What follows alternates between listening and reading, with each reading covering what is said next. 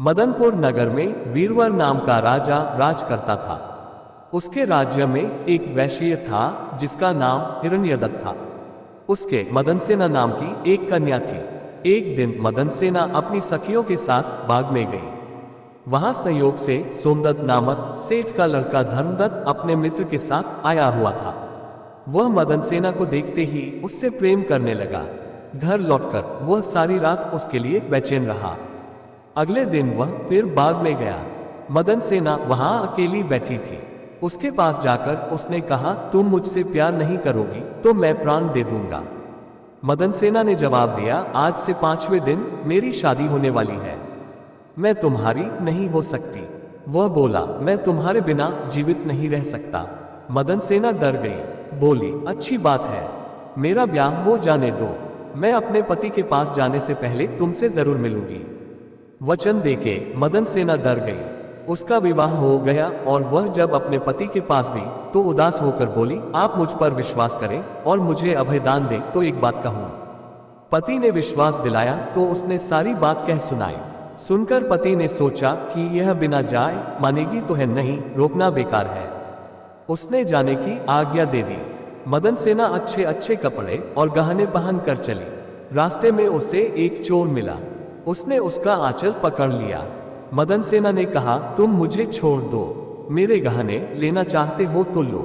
चोर बोला, मैं तो तुम्हें चाहता हूं। मदनसेना ने उसे सारा हाल कहा, पहले मैं वहां हो आऊं तब तुम्हारे पास आऊंगी। चोर ने उसे छोड़ दिया। मदनसेना धर्मदत्त के पास पहुंची। उसे देखकर वह बड़ा खुश हुआ और उसने पूछा, तुम अपने पति से बचकर कैसे आई हो? मदनसेना ने सारी बात सच सच कह दी।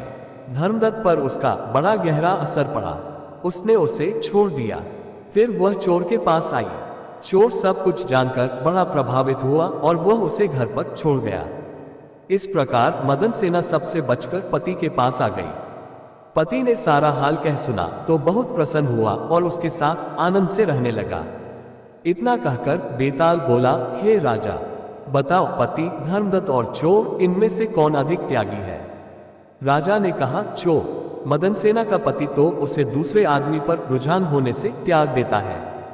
धर्मदत्त उसे इसलिए छोड़ता है कि उसका मन बदल गया था। फिर उसे यह डर भी रहा होगा कि कहीं उसका पति उसे राजा से कहकर दंड न दिलवा दे।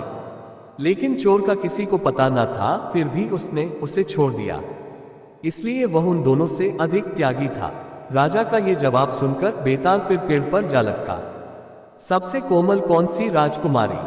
गौड़ देश में वर्धमान नाम का एक नगर था जिसमें गुणशेखर नाम का राजा राज करता था।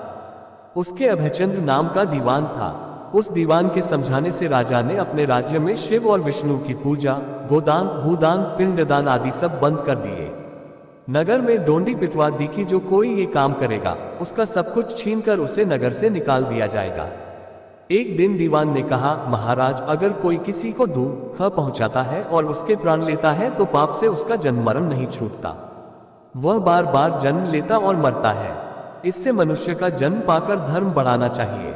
आदमी को हाथी से लेकर चींटी तक सबकी रक्षा करनी चाहिए। जो लोग दूसरों के दुख को नहीं समझते और उन्हें सताते हैं, उनकी इस पृथ्वी पर उम्र घटती जाती है और वे लूले लंगड़े काने बौने होकर जन्म लेते हैं। राजा ने कहा, ठीक है। अब दीवान जैसे कहता राजा वैसे ही करता। दैवयोग से एक दिन राजा मर गया। उसकी जगह उसका बेटा धर्मराज गद्दी पर बैठा। एक दिन उसने किसी बात पर नाराज होकर दीवान को नगर से बाहर निकलवा दिया।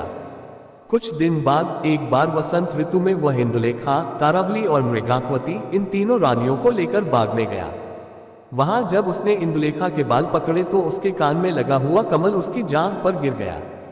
कमल के गिरते ही उसकी जांघ में घाव हो गया और वह बेहोश हो गई।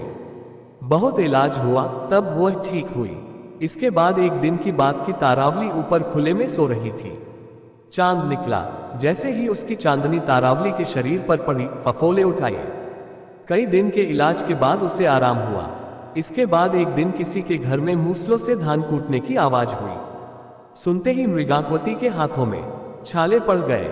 इलाज हुआ तब जाकर ठीक हुए। इतनी कथा सुनाकर बेताल ने पूछा, महाराज बताए, उन तीनों में सबसे ज्यादा कोमल कौन थी?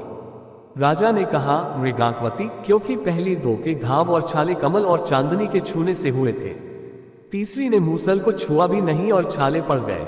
वही सबसे अधिक सुकुमार हुई। राजा के इतना कहते ही बेताल 9-2-11 हो गया। राजा बेचारा फिर मसान में गया और जब वह उसे लेकर चला तो उसने एक और कहानी सुनाई।